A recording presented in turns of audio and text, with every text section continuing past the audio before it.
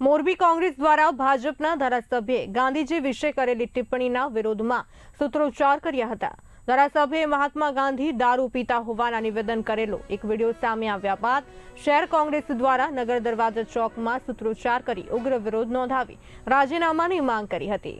મોરબી શહેર કોંગ્રેસ પ્રમુખ પુષ્પરાજસિંહ જડેજાના માર્ગદર્શન હેઠળ કોંગ્રેસ દ્વારા હળવદ ધારાસભ્ય પ્રકાશ વરમોરાના આપત્તિજનક નિવેદનનો વિરોધ કરવામાં આવ્યો હતો। ગાંધીનું અપમાન, દેશનું અપમાન, ધારાસભ્ય રાજીનામું આપે સહિતના બેનરો સાથે વિરોધ નોંધાવ્યો હતો। જો ધારાસભ્ય તેમના નિવેદન બદલ માફી નહીં માંગે તો ઉગ્ર કાર્યક્રમની પણ ચીમકી કોંગ્રેસે ઉચ્ચારી હતી।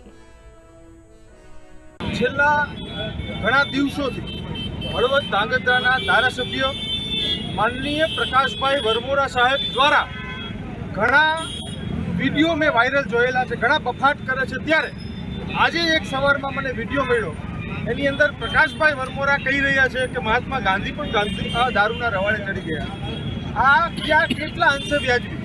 મહાત્મા ગાંધી દારૂ પીતા હતા એવું કોઈ પણ એક પણ જગ્યાએ લેખિતમાં ક્યાંય એમને વાંચ્યું હોય, ક્યાંય સાંભળ્યું હોય તો તેને અત્યારે લોકો સમક્ષ રજૂ કરવું જોઈએ।